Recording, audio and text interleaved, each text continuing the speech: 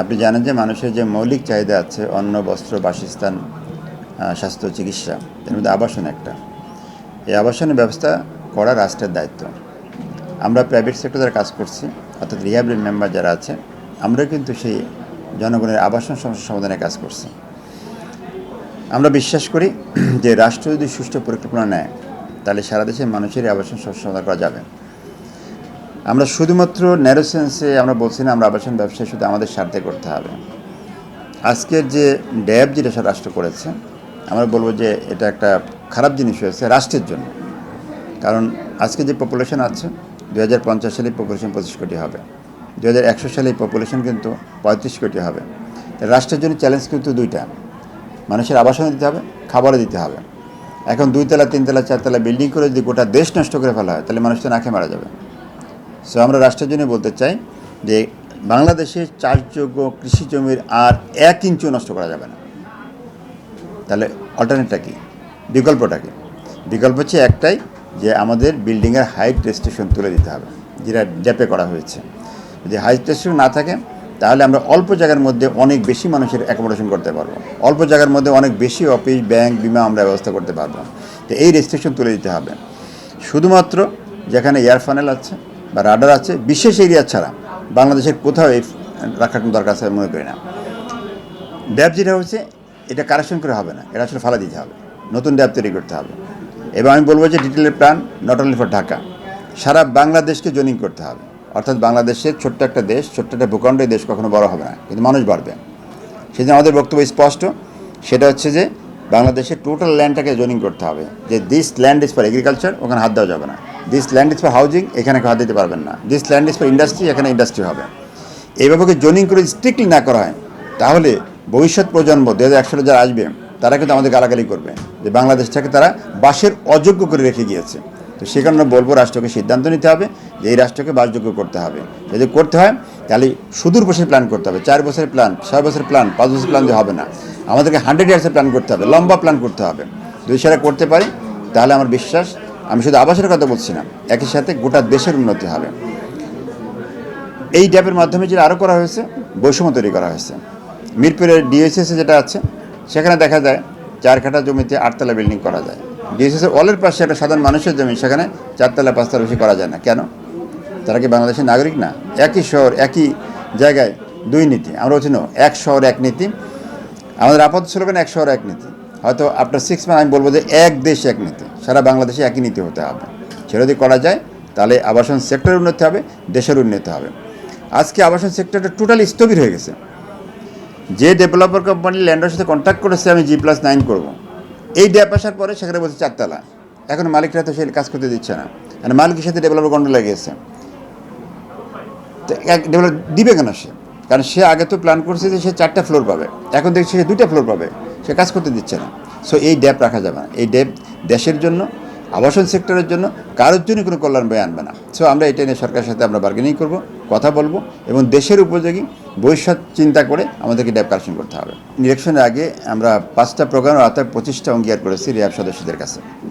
আমি যদি মোটা দাগে 3টা কথা বলবো, যে রিহ্যাব সবচেয়ে বড় যে সমস্যাটা আছে, রিহ্যাব আসলে এখন ইমেজ সংকটে ভুগছে। আমরা প্রথম চেষ্টা করি ইমেজটাকে পুনরুদ্ধার করা।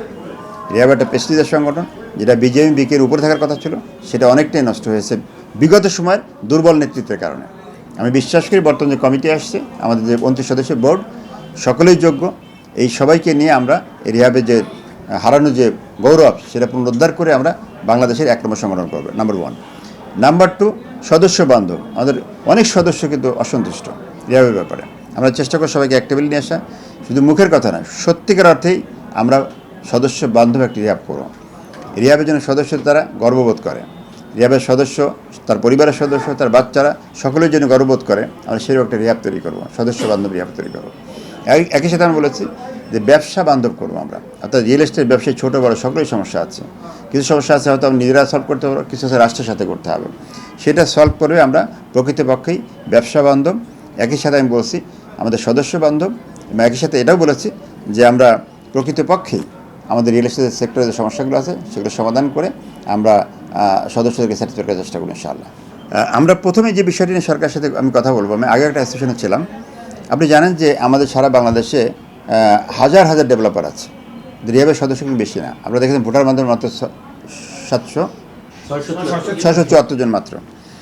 তো আমরা প্রথম সরকারের সাথে বলবো যে আপনারা একটা আইন করেন যাতে করে রিয়েল এস্টেট ব্যবসা করতে হলে রিহাবের মেম্বার হতে হবে, এবং রিয়েল এস্টেট মেম্বার ছাড়া, রিহাবের মেম্বার ছাড়া তা রাজুকের কোনো মেম্বার হতে পারবে না, রাজুক পারমিশন দেবে না, অর্থাৎ রিয়েল এস্টেট কাজ করতে দেবে না। তাহলে হবে কি, আমাদের যদি মেম্বার হয় তাহলে আমরা ধরতে পারবো। এখন যখন মেম্বার নাম ধরবো কীভাবে? যদি মেম্বার হয় ডেফিনেটলি আমরা সেখানে আমাদের আরবিট্রেশন কমিটি আছে, তার মাধ্যমে আমরা আলোচনা করবো। আমরা বিশ্বাস করি যে আলোচনার মাধ্যমে একটা বড় সমস্যার সমাধান করা সম্ভব। আপনি জানেন যে দুনিয়ার বড় বড় যুদ্ধ থেমে যাচ্ছে আলোচনার মাধ্যমে। তো সেদিন আমরা চেষ্টা করবো আলোচনার মাধ্যমে রিহাব সেটা সলভ করার চেষ্টা করবে। না হলে আমরা রাজুককে ইনভলভ করি, রাজুক রিহাব কম্বাইন্ডলি আলোচনা করে সমস্যা সমাধান করার চেষ্টা করবো। না হলে আমরা যেটা করবো সেটা হচ্ছে তার রিহাবের মেম্বারশিপ বাতিল করবো। তার লাভ কী হবে? মেম্বারশিপ, আমরা তো পুলিশ না, আমরা তো কোর্ট না, আমরা কাউকে জেল দিতে পারবো না, কাউকে ধরে আনতে পারবো না, বাট আমাদের ক্ষমতা আছে তার মেম্বারশিপ বাতিল করা। আর মেম্বারশিপ বাতিল হলে সরকার যে আইন করে সেটা ব্যবসা করতে পারবে না। সো তার ব্যবসা করার স্বার্থেই সে রিহাব মেম্বারশিপ ধরে রাখবে এবং তখন আমাদের কথা সে শুনবে। আমরা রাষ্ট্র, রিহাব সবাই মিলে চেষ্টা করব যে এই জায়গাটা দূর করার জন্য। আমাদের যে যাত্রা আজকে থেকে শুরু হলো ডক্টর আলী আফজাল ভাইয়ের নেতৃত্বে, আমাদের এই সেক্টরে যে বিদ্যমান যে সমস্যাগুলো আছে, বিশেষ করে ড্যাব সংশোধনটা এখন আমাদের খুব সময়ের দাবি। রাজুক বিধিমালা যেটা 2025 হয়েছে, এটি এই সেক্টরের জন্য একটা গলার কাটা। এটাকে অবশ্যই সংশোধন করতে হবে।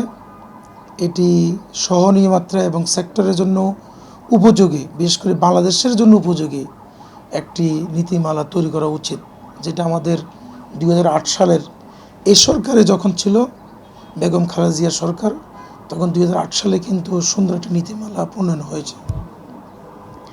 এছাড়া ইউটিলিটি ক্ষেত্রে অনেকগুলো সমস্যা এখানে আছে।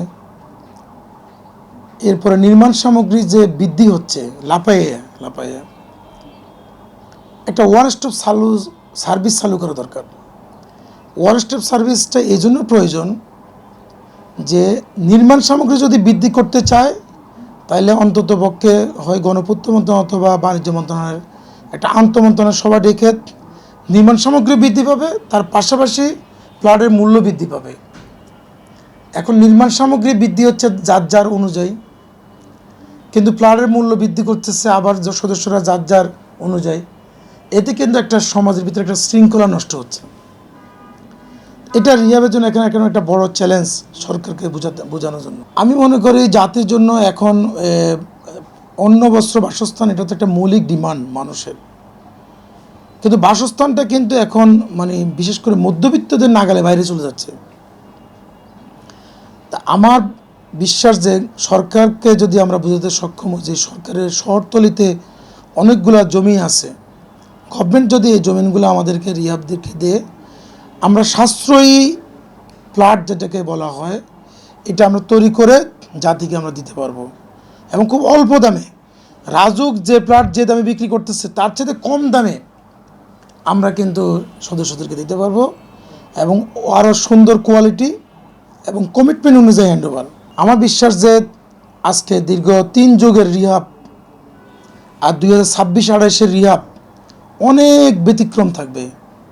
বিশেষ করে আমাদের dynamic leader doctor Ali Afzal আর আব্দুর রাজ্জাক এবং আমরা যারা অফিস বিআররা নির্বাচিত হয়েছি এবং আমাদের সম্মানিত যারা সদস্য বোর্ড অফ ডাইরেক্টরস নির্বাচিত হয়েছে, প্রত্যেকে স্ব জায়গায় অত্যন্ত যোগ্য।